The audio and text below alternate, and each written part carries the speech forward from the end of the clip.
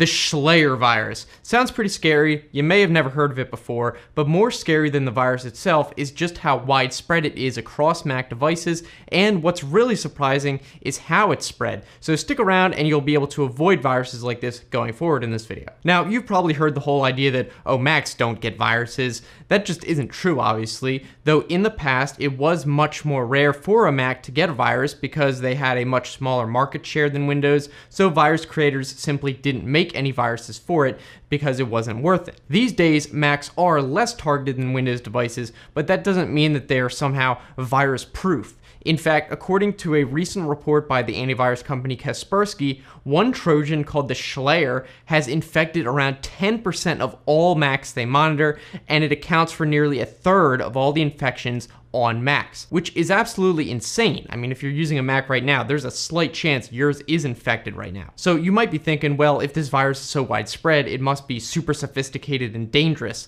but that's not really the case. In fact, it's apparently not even that sophisticated, with some calling it garden variety malware, which kind of makes sense because if it was super serious and destructive, it would probably get a lot more attention and people would know to look for it. So what exactly does this virus do? Well, it infects users by usually convincing people to install a fake Adobe Flash update, and the payload is often just some kind of adware, which makes money by inserting spammy ads onto sites you visit. But the most interesting part about the virus is really how it's distributed.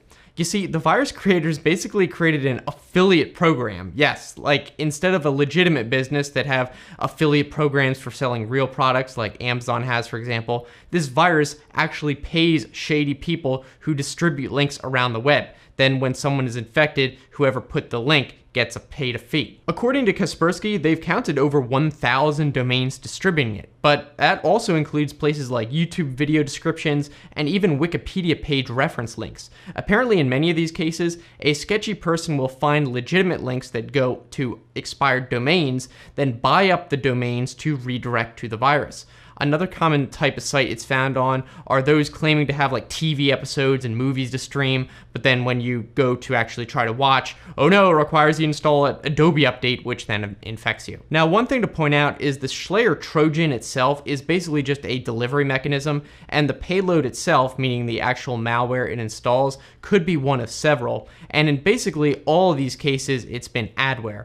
So for example, once installed, it will track searches you make on Google, then insert its own links into the results. If you're curious about the details, most recently, the payload Shalayer has been installing is adware called Simply or Kimply, I'm not sure how to pronounce it. And with this, when you go to install the fake update, it will also attempt to install a malicious Safari extension. Mac OS will show a warning about this, of course, but here's the tricky part. During the installation, the virus will generate a pop-up that overlays over the warning saying something like installation complete, and then when you click on that, it somehow makes it click through to ignore the Mac's warning. Then, like I said, the malicious extension will change the content and links and also install a trusted encryption certificate so it can even intercept encrypted HTTPS traffic. So basically like a man-in-the-middle attack.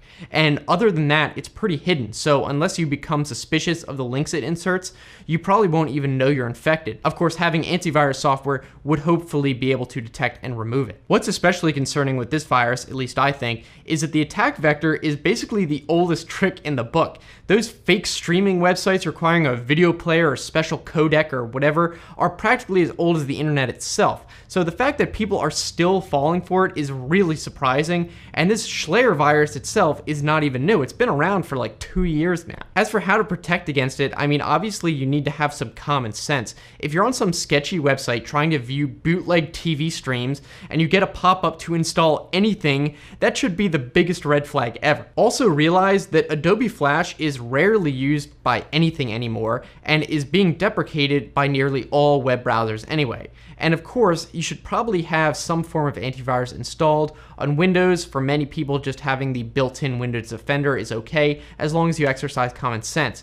But if you recognize yourself as not very good with computers, that's fine. You should probably have something a bit more robust in terms of antivirus. On Mac, it was my understanding that it does have built-in antivirus functionality, but apparently it's not very good. Otherwise, we wouldn't have 10% of Macs being infected with such a rudimentary virus. So it seems like going with a paid option is probably the best option. Another important thing to point out is this virus actually requires the user to download and install it. It's not like a drive-by attack. So if you are just extra suspicious about what you download and install, specifically for software you didn't actually seek out, you should be mostly fine.